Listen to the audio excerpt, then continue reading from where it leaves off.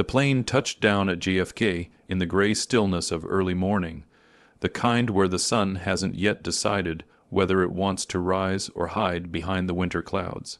I hadn't been back in New York for nearly 3 years, and the moment the wheels hit the runway, a cold shiver crawled up my spine like the city itself was warning me that I had returned too late. I stepped off the plane carrying nothing more than a single suitcase and a heart heavy with guilt. I had left New York after my husband died, leaving behind the memories of long nights, bitter arguments, and a life that had worn me down until I no longer recognized myself. I told myself that leaving was temporary. I told myself that Lena would understand. I told myself that distance would make us stronger. But life is never that simple, and regrets have a way of growing roots. As I passed through the terminal, my phone buzzed. I didn't recognize the number. For a moment, I considered ignoring it, but some instinct only a mother could understand, made me swipe the screen. "Hello," I answered. "Is this MS, Elena Martinez?" A woman asked. The voice was steady but urgent. "Yes, who is this?" "This is Bellevue Hospital. Your daughter, Lena Martinez. She was admitted early this morning." My heart stopped. "Admitted? Why? What happened to her?" "She collapsed at home. Internal bleeding. She's in critical condition." The words sliced through me. My knees buckled, and I gripped the cold railing beside me just to stay standing. Critical condition. Internal bleeding. Collapsed. I couldn't breathe. Passengers moved around me, unaware that my entire world had shifted with one phone call. How long ago?" I whispered. "Approximately 2 hours ago. We need a family member here. Please come as soon as possible." I hung up without saying goodbye. My fingers trembled as I shoved the phone into my coat pocket. The terminal, once a loud, bustling sea of people, blurred into nothing. All I could hear was the echo of the nurse's voice. Critical, critical, critical. I stumbled toward the exit and hailed the first cab I saw. The driver barely had time to greet me before I choked out the address. "Bellevue Hospital fast, please." The ride felt endless. The city flew past the windows in streaks of gray and blue. Every bump in the road made my heart pound harder. Memories crashed into me. Lena at 5 years old, crying when I left for work. Lena at 14, begging me not to divorce her father. Lena at 23, smiling at me on her wedding day when she married Daniel. She had always been soft-hearted, gentle, too trusting for a world that was anything but. And now she was fighting for her life. When I arrived at the hospital, the cold air burned my lungs as I ran through the sliding doors. The smell of antiseptic struck me immediately, sharp and unwelcome. A nurse at the front desk looked up at me with tired eyes. "My daughter," I gasped. "Lena Martinez." She immediately checked her screen. "She's in ICU room 14, right down that hall." I didn't thank her. I couldn't. My legs moved on instinct as I rushed down the hallway, my chest tightening with every step. When I reached room 14, I froze in the doorway. There she was, my beautiful daughter, pale still, a tangle of tubes and wires connected to her fragile body. Machines beeped around her, steady but haunting. Her lips were dry, her skin almost translucent under the harsh fluorescent lights. I pressed a shaking hand to my mouth to keep from sobbing aloud. A doctor entered behind me. "You're her mother." I nodded. "She's stable for now, but it's serious. We're still running tests to determine the exact cause of the bleeding." "Did she mention any symptoms recently?" I shook my head. I wasn't here. I came back today. I didn't even tell her." The doctor gave me a sympathetic look. "We're doing everything we can." When he left, I approached her bedside slowly, afraid I might break her if I got too close. Her hand was cold. "Lena," I whispered, brushing her knuckles with my thumb. "Baby, I'm here. I'm here now." Tears blurred my vision, and I let them fall freely. I placed my forehead against her arm and prayed something I hadn't done in years. After a few minutes, I forced myself to pull back. I needed answers. I needed to know who had brought her here, who had called for help. who had stayed by her side before the hospital called me. "Where's her husband?" I asked the next nurse who passed by. She hesitated. "We've tried reaching him, but he hasn't responded." My brows knotted. "What do you mean hasn't responded?" "Does he know she's here?" "We left multiple messages," she said gently. "He hasn't returned any of our calls." My stomach twisted not just with fear now, but with anger. Something wasn't right. Even if Daniel had been at work, unreachable or even asleep, he should have called back by now. He should have been there before anyone else.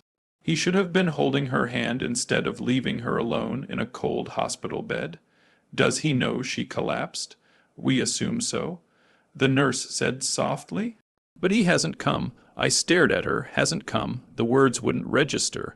The man who promised to love and protect my daughter didn't even bother to show up. As I stood there, my gaze drifted back to Lena, her chest rising slowly under the thin blanket. I made a silent vow. Whether he liked it or not, I would find Daniel and demand answers. A mother always knows when something is wrong, and something was very, very wrong. The hospital walls felt like they were closing in on me. The steady beeping of machines, the cold fluorescent lights, the smell of antiseptic, it all wrapped around my throat like a fist. I couldn't stand there another second without doing something, without finding him, Daniel, my son-in-law. The man who should have been at Lena's side the moment she collapsed. The man who should have held her hand before the nurses even touched her. The man who promised to protect her. Where was he? Certainly not here. And that silence, that absence, was screaming loud enough to shake my bones. I stepped out of the ICU room and called his number again. Voicemail, again and again. Finally, I opened Lena's social media page, hoping for some clue, anything. My hands trembled as I scrolled through her photos from the last few weeks. She looked tired in all of them. Hollow-eyed, her smiles looked forced. The kind a woman pulls out when she wants everyone to stop asking if she's okay. Then I tapped on Daniel's profile, and the truth slapped me across the face. He had posted a *** story *** less than *** an hour *** ago. A rooftop, city lights, a crowd, music, people dancing, and in the center of it all, Daniel laughing. Glass of champagne raised in the air, his arm around a woman I did not recognize, her face half, hidden by her hair as she leaned into him. The caption burned, ***, a birthday night, let's turn up, party, clinking, ***, my vision blurred, the phone nearly slipped from my fingers. My daughter was dying, and he was celebrating. I didn't think, I didn't breathe. I grabbed my coat and marched out of the hospital like a force of nature. Taxi, I shouted the moment I reached the curb, one screeched to a stop. I climbed in, breath ragged. Skyline Lounge rooftop bar. I snapped, as fast as you can. The driver glanced at me through the mirror, saw something in my face, and pressed down on the gas without another question. The city whipped past us.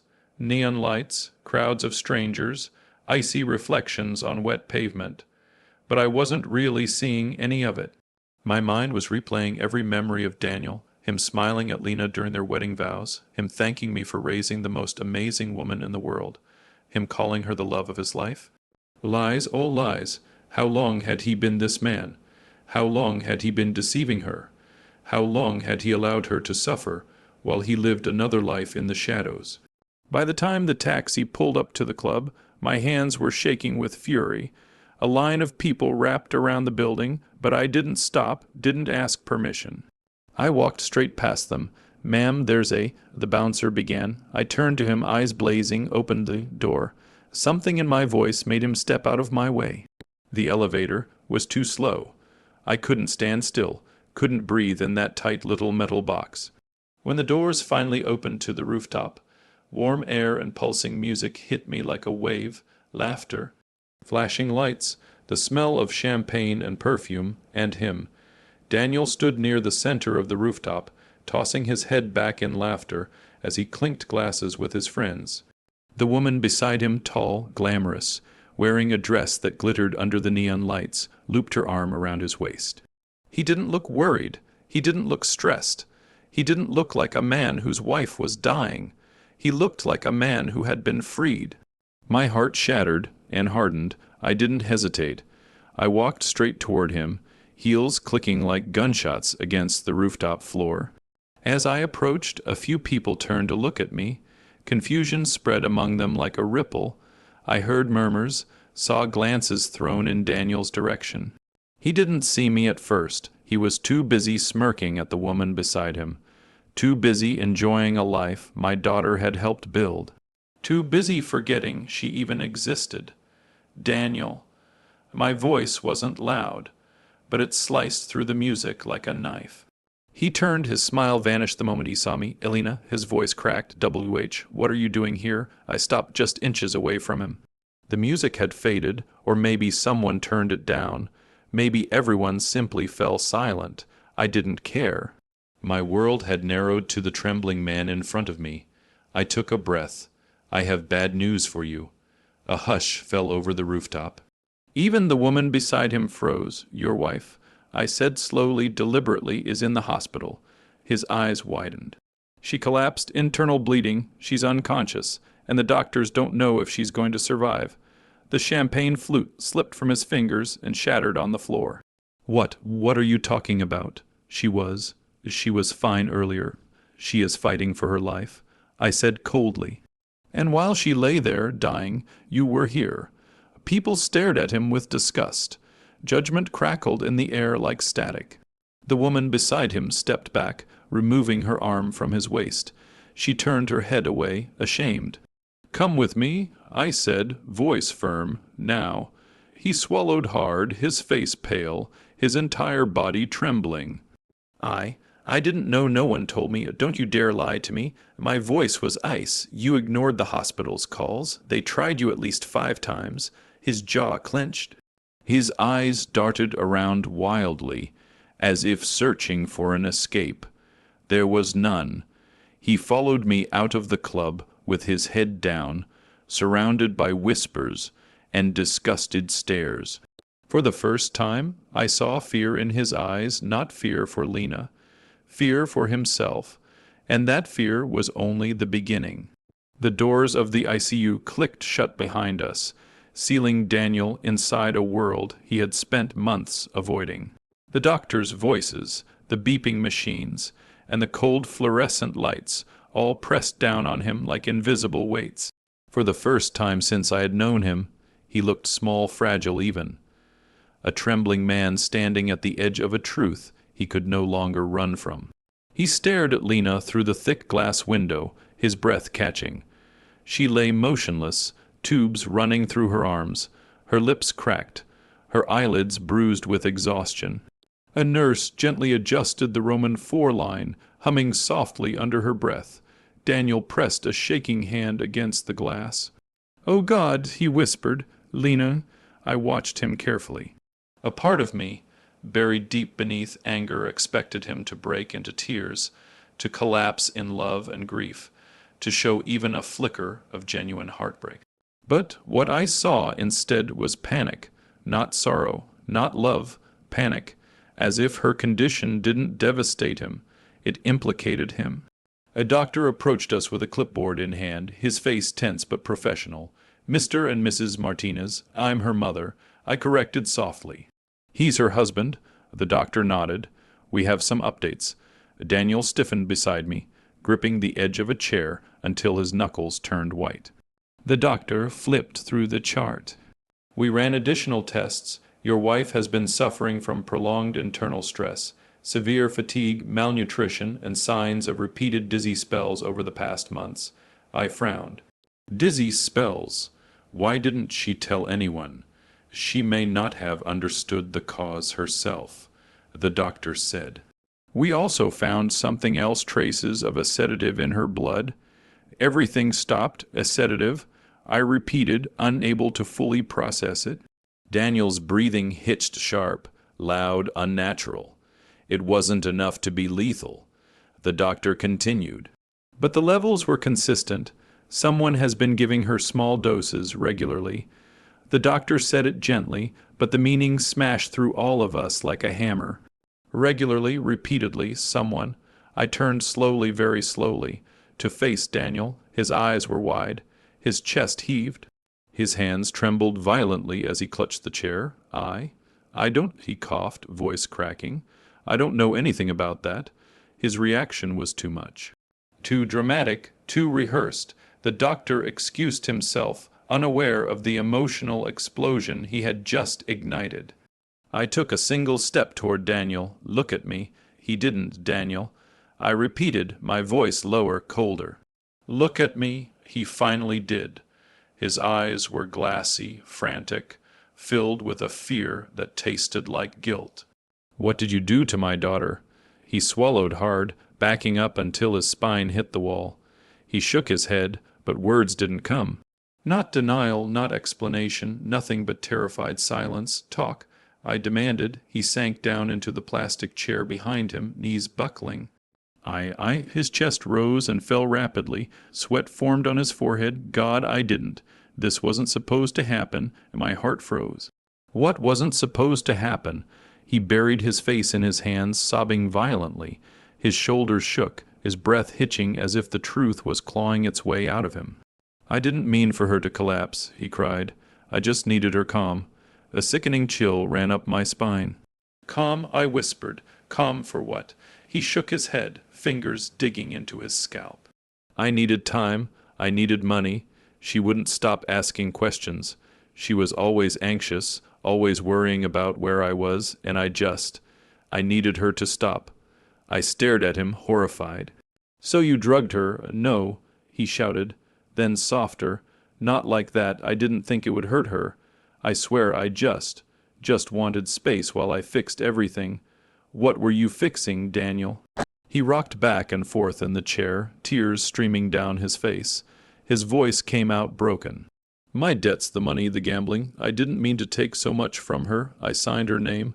But I thought I could put it back before she noticed. My jaw dropped. You forged her signature. He nodded, trembling violently. I was desperate. I didn't want her to leave me. And then the debts kept getting bigger, and the stress got worse, and I thought if she slept more, if she stopped asking questions, I could fix it. Before she found out, he suddenly stopped breathing properly, choking on his own panic. His chest heaved in uneven spurts.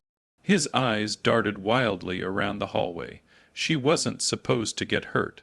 He whispered, voice hollow. I never meant for this. I never meant for her to collapse. The truth hit me like a tidal wave. He didn't give her the sedatives to harm her. He gave them to silence her, to hide his secrets, to keep his double life intact. My daughter had been collapsing under the weight of his lies long before her body gave out. And now, the final blow. I was going to leave her. He confessed, after I got the money back, after I settled everything. I just needed more time. I stared at him, feeling nothing but the coldest, deepest disgust.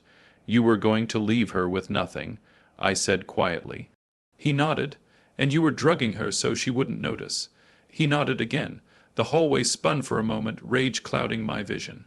Daniel suddenly slammed his fists against his knees, screaming. A high, broken, animal sound. His breathing became erratic. Sweat poured down his face. He grabbed his hair, pulling furiously, as if trying to tear his guilt out by the roots. I ruined everything, he sobbed. She's going to die, and it's my fault. My fault, my fault, my fault. His voice cracked and splintered. Nurses rushed over, alarmed by the sudden hysterical cries. They tried to calm him, but he didn't hear them.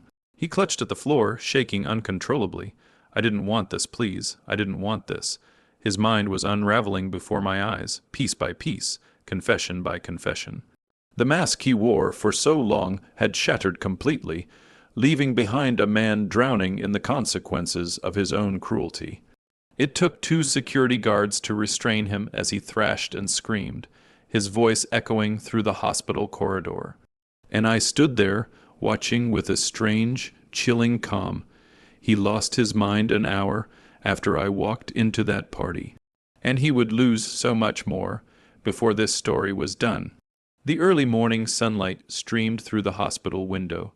soft and gentle, a stark contrast to the storm that had erupted just hours ago. Lena stirred under the thin blanket, her eyelids fluttering open, revealing eyes that were weak but alive. Alive, I had waited for this moment, prayed for it in the long, lonely hours while Daniel's lies and crimes unraveled around us.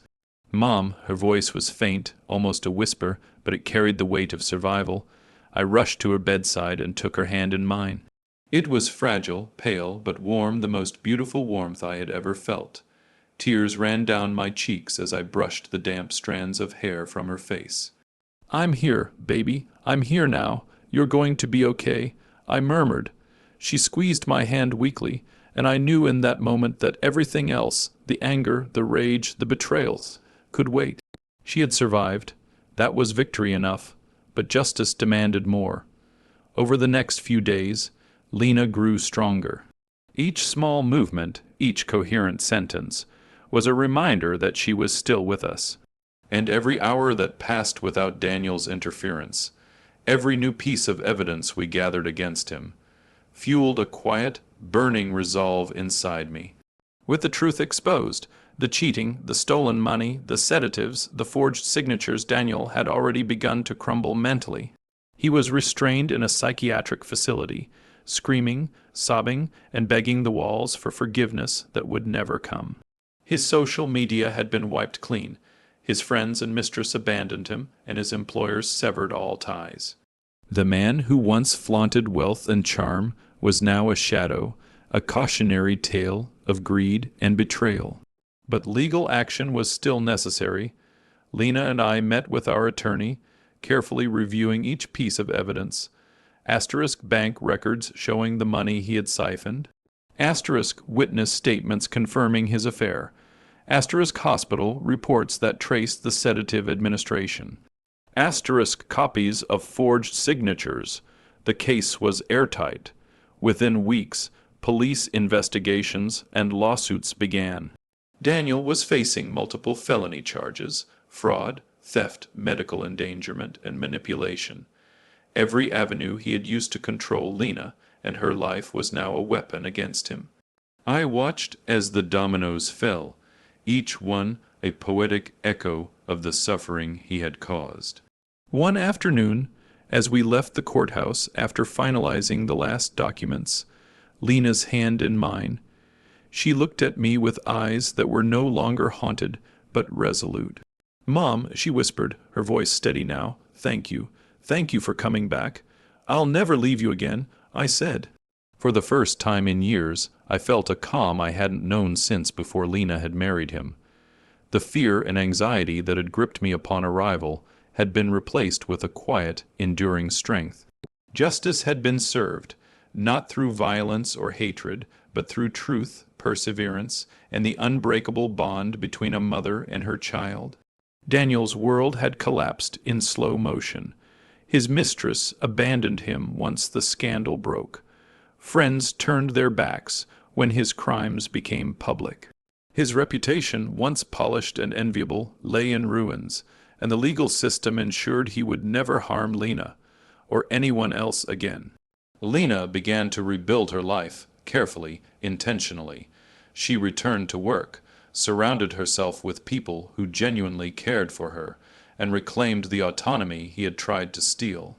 We celebrated each small victory together, from her first full meal after the collapse to her first night out without fear or hesitation. There were moments when she looked at me, tears in her eyes, and said, "I can't believe he did all that." "I can," I would reply softly. "But he's gone now, and you're alive. That's what matters." A sweet revenge, I realized, wasn't loud or dramatic. It wasn't about seeing someone suffer physically. It was about survival, about reclaiming what was stolen, and about allowing the truth to do its work. The quiet, unstoppable collapse of Daniel's carefully constructed life was far more satisfying than anything I could have imagined. And so we walked forward, Lena healed and resilient, me steadfast and vigilant. And behind us, Daniel sat alone, shattered by the consequences of his own cruelty, a man whose every lie and betrayal had returned to consume him. For the first time in years, I felt at peace. Not because the world was perfect, not because all pain had disappeared, but because the person I loved most was safe, and the man who had tried to destroy her had been stopped. I squeezed Lena's hand as we left the courthouse steps, sunlight warming our faces. Ready to go home? I asked. She nodded, smiling faintly. Yes, home. And in that word I heard all the triumph, all the relief, and all the sweet, lasting justice a mother could ever hope for. The city buzzed around us, indifferent and alive, but for Lena and me it was quiet, peaceful, victorious. Our chapter of suffering had ended. Our chapter of survival, and sweet, quiet revenge, had just begun.